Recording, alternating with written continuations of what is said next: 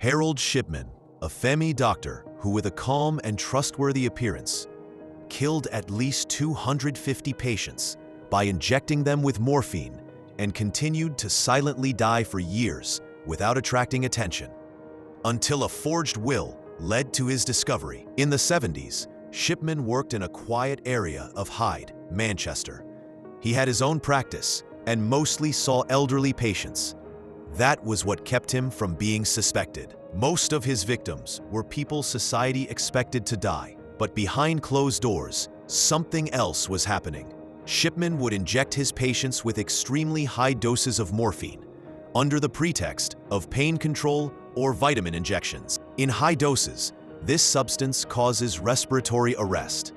He knew exactly when the patient would stop breathing, and at that exact moment, with complete composure, he would leave the room and tell the secretary, "Everything's fine." For example, in one murder, Kathleen Grundy, an influential 81-year-old woman, was found dead on the couch just minutes after Shipman met her at her home. Shipman declared the death natural, but his daughter, a lawyer, became suspicious. Her mother was fresh and healthy and had even planned to go to a party the night before. And even more strangely, Shipman had drawn up a fake will that said that Kathleen had left him all of her assets, nearly £400,000. This mistake led to the first thread of this complicated case. In 1998, another doctor named Anne Grivendy noticed that the death rate of Shipman's patients was suspiciously high. Most of the deaths occurred in the afternoon and at the patient's home. And the common point? They all died within minutes of seeing Shipman. The police began an investigation. They exhumed several bodies. The results of the tests were shocking. Extremely high doses of morphine in the victim's blood, a level that not only did not reduce pain, but also caused suffocation and instant death. In one of the victims, the drug diamorphine was even found in a dose that was 10 times the hospital dose. Police officers reviewed hundreds of medical records. Shipman had manipulated patients' records. He faked symptoms, wrote false prescriptions, and even changed the time of death to make everything seem natural. But his small mistakes got him caught, like using a typewriter that no one else had, or writing a death certificate for a patient who was still alive. In 2000, Shipman was convicted of murdering 15 people, although subsequent independent investigations put the number of victims at as many as 250. He was sentenced to life in prison without the possibility of parole. But he never confessed to the murders, nor did he show any remorse. In 2004, just one day before his 58th birthday, Shipman hanged himself in his prison cell. No letter, no explanation, and it was never made clear why he was doing this. Number 2. Jane Toppan. In the late 19th century, Jane Toppan was a nurse who murdered approximately 30 patients solely for the pleasure she derived from watching their pain. She entered nursing school at a young age. Everyone was happy with her because she was kind, joked with patients, and never took a smile off her face. But what no one saw was her strange interest in causing people pain. Jane soon began experimenting on patients, but not to cure them, but to watch the moment of death. She used a combination of 2 substances, morphine and atropine. Morphine caused severe drowsiness and respiratory depression. Atropine increased the heart rate and disrupted bodily functions. Jane experimented with the 2 substances in different ratios.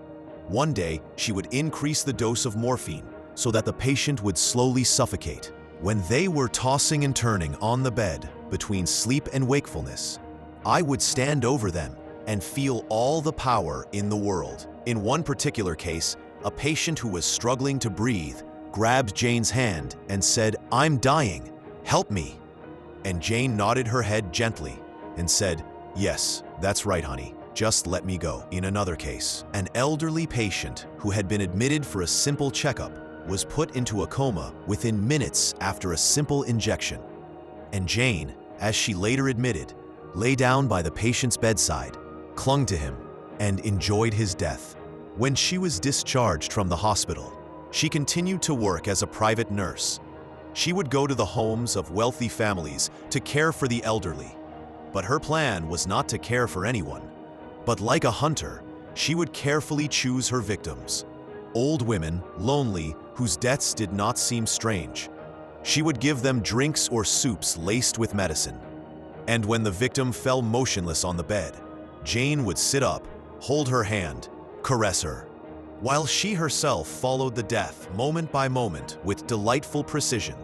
In the case of her half-sister Mary Ann Toppan, her motive was simply jealousy. She believed that Mary Ann was happier, more successful, and more popular than she was. So, at a family dinner, she secretly put poison in Mary Ann's tea and waited until she felt sick. And when Mary saw her lying dead on the ground that night, she simply watched, without hesitation. That night, she slept next to the body. In court, Jane confessed to killing 31 people, but investigators believe the real number was between 80 and 100. She carefully selected each of her victims, controlled the manner of death, and even manipulated the time of death so that the families would not suspect. Ultimately, the court declared Jane Toppan to be completely insane. Instead of being executed, she was sent to Toppan Asylum, where she remained for the rest of her life. She never regretted it. She never expressed remorse. And until the last days of her life, she never lost her smile. Number 3. Kristen Gilbert, a nurse who brought patients to the brink of death by injecting deadly cardiac drugs just so she could appear as a hero. But the evidence linked her to over 80 possible murders. In the 1990s, Kristen Gilbert started working at the Veterans Affairs Hospital in Northampton, a government facility for war veterans. Her colleagues described her as a well-organized and warm-hearted nurse. But soon, something suspicious began to emerge. Whenever Kristen was on shift, the number of sudden, mysterious deaths increased. Not one, not two. Sometimes in one shift, 2 or 3 completely unstable patients would suddenly go into cardiac arrest.